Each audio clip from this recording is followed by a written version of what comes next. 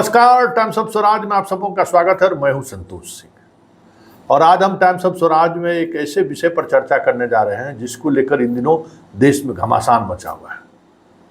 कोई किसी को चाणक्य कह रहा है तो कोई किसी को कुछ संज्ञा दे रहा है। जी, हम बात चुनाव में क्या होगा, 2024 के चुनाव परिणाम में क्या होगा, उस संदर्भ में कर रहे हैं।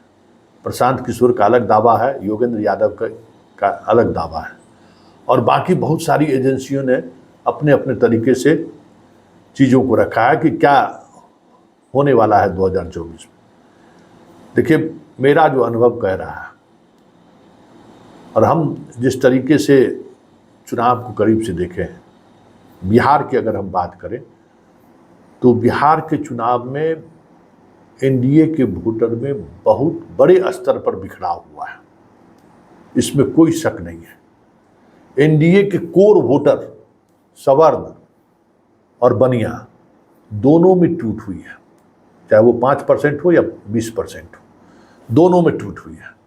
दोनों लोकल इशूज पे कहीं कहीं आमने सामने भी खड़े हैं, जैसे शिवहर में, सीतामढ़ी में कई ऐसे कंस्टिट्यूंसी हैं जहां आमने सामने खड़े हो गए। हमारी जाति को टिकट नहीं मिला इसलिए हम वोट नहीं करेंगे, इस तरीके के सुर काफ़ी मजबूत दिख रहे हैं।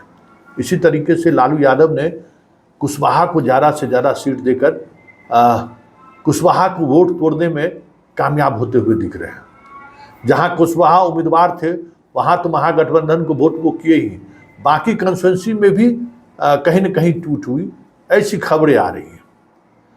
ठीक उसी तरीके से सहनी वोटर को लेकर भी है, मुकेश सहनी को आने से सहनी वोटर में टूट हुआ है।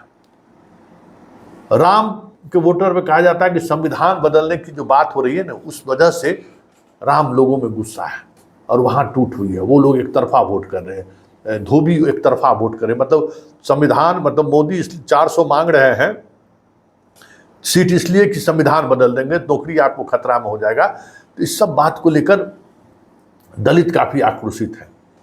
ये भी एक नैरेटिव का सेट किया जा रहा है और इससे आक्रोश भी है, इस वजह से वोट टूट रहा है। उसी तरीके से चिराग पासवान के साथ होने के बावजूद भी पासवान वोट में डिवीजन है।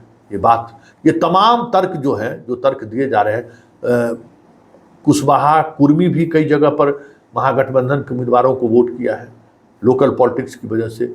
चिराग के खिलाफ भी गए हैं, चिराग के उम्मीदवार के खिलाफ भी गए हैं। ये सारी चीज़ें हैं। राजपूत भूमिहार भी हुआ, बिहार में लड़ाने की कोशिश हुई, जो एक साथ एक फ्रंट पर था। वैशाली हो चाहे महाराजगंज हो, सभी जगह एक दूसरे को सहयोग करते रहे, लेकिन इस बार तनातनी स्थिति बनी हुई है। ये सब कुछ है, लेकिन ये इतना नहीं है कि 2019 और 2014 का जो हार जीत का मार्जिन है उसको पाट दे। ये तभी पड़ सकता है जब अंदर कोई करंट चल रहा हो, जो करंट मुझे दिखाई नहीं दे रहा है। 5 चरणों के चुनाव में जो हमने देखा है वो करंट कहीं दिखाई नहीं दे रहा है। महिलाएं उत्साहित होकर वोट कर रही हैं। सबसे ज़्यादा वोटिंग के लिए कह सकते हैं कि महिलाएं आगे आ रही हैं और कहीं न कहीं महिलाओं से जो हमारी बातचीत हुई है उसमें अधिकांश महिलाएं नीतीश और मोदी से ज़रूर प्रभावित हैं। वहाँ तेजस्वी यादव या राहुल गांधी का कोई प्रवेश या भाकपा माले जैसे ग्राउंड जीरो पर काम करने वाला पार्टी भी जो है उस तरीके से उस स्पेस को तोड़ते हुए नहीं दिख रहा है। जो 5 किलो अनाज या बाकी जो नीतीश की योजनाओं का जो वो लाभ ले रहे हैं, वहाँ पहुँच नहीं है। देखिए, हम बार बार कह रहे हैं कि संविधान बदलने वाला तर्क और ये जो लाभुक योजनाओं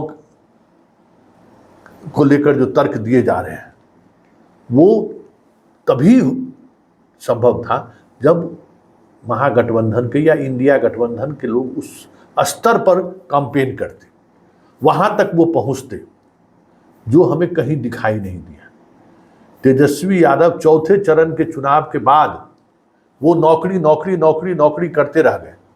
अरे भाई, बिहार में नौकरी के लिए कितने छात्र, आपको 5 लाख 6 लाख 10 लाख छात्र, एक कंस्टिट्यूंसी में वोटर होता है 20 लाख, आप कहाँ से प्रभावित कर पाइएगा।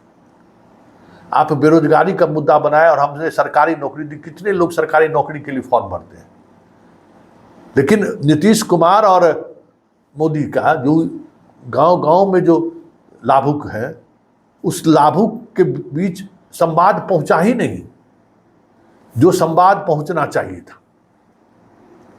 और इस वजह से हमें लगता है कि ये ऊपरी तौर पर भले ही ये दिख रहा है कि लड़ाई बहुत ही कसमकस वाली है, इसमें कोई दो मत नहीं है कि मार्जिन कहीं भी किसी भी कॉन्स्टिट्यूंसी में लाख में हो, हमें ये नहीं दिख रहा है। लड़ाई कसमकस है, लेकिन कहते हैं ना कि आपको पेड़ का उखड़ जाना, आंधी तूफान आया तो पेड़ उखड़ गया, यानी तो फिर पत्ता झड़ के रह गया। तो हमें पेड़ उखड़ते हुए दिख नहीं रहा है। हाँ, पत्ता डाली टूटते हुए हमें जरूर दिख रहा है। कहीं डाली टूट रहा है तो कहीं, मतलब जिसको टहनी कहते हैं, कहीं टहनी टूट रहा है तो कहीं हमें ये भी दिख रहा है कि पेड़ जो है सो बीचों बीच दरक भी गया है, लेकिन उखड़ते हुए हमें कहीं नहीं दिख रहा है। ऐसे में बिहार में भी बहुत बड़ा चेंज रिजल्ट में हो जाए, इसकी संभावना हमें कम लगती है। हाँ, ये जरूर बात है कि 24 सीटों में, जिन सीटों पर हम बार बार कह रहे हैं कि महिला वोटर ने दिलचस्पी नहीं दिखाई है, उन सीटों का परिणाम भले ही बदलते हुए आपको दिख जाए। फर्स्ट फेज के 4 कॉन्स्टिट्यूंसीज में, सेकेंड फेज में भी जो है सो भागलपुर, पूर्णिया, किशनगंज और कटिहार, अररिया, वहाँ चीज़ें बदल सकती हैं। थर्ड फेज में अररिया है, अररिया में चीज़ें बदल सकती हैं। फोर्थ फेज में आप लीजिए उजियारपुर और मुंगेर, चीज़ें वहाँ बदल सकती हैं। ये वहाँ जो है उखड़ता हुआ पेड़ नहीं दिख रहा है, लेकिन दरकता हुआ दिख रहा है। पतझड़ पे टहनियाँ टूट टूट के गिरते हुए दिख रहा है। जो नित्यानंद राय यादव वोट को तोड़ने की बात कर रहे थे, वो यादव वोट नहीं टूटा है। कुशवाहा और यादव पूरी तौर पर एक रहा है। इसलिए हमें चौथा चरण में हमको लग रहा है कि बेगूसराय में लग रहा है अभी बहुत क्लोज फाइट है, कुछ भी रिजल्ट हो सकता है। ललन सिंह के यहाँ महिलाएं वोटर निकली ही नहीं है, इसलिए कुछ भी हो सकता है। खगड़िया में जो चीज़ें दिख रही हैं, वहाँ साफ दिख रहा है कि कुशवाहा, यादव, मुसलमान, सहनी का भी एक बड़ा सेक्शन, पासवान भी, कुर्मी भी, कोयरी भी, कुछ सवर्ण भी इतने स्तर पर टूट हुई है कि उसमें हमको लगता है कि खगड़िया भी दरक जाए। तो अभी तक के चुनाव में जो, और 5वें फेज की अगर बात करें आप, तो हमें चिराग का टहनी टूटता हुआ दिख रहा है, एकदम साफ दिख रहा है चिराग के साथ क्या हुआ है। सो इस फेज में राजीव प्रताप रूडी का बहुत ही टाइट फाइट है। और मुजफ्फरपुर में जो कहा जा रहा है कि सहनी वोट ही नहीं किया है बीजेपी को, तो फिर बहुत मुश्किल होगा चीज़ें।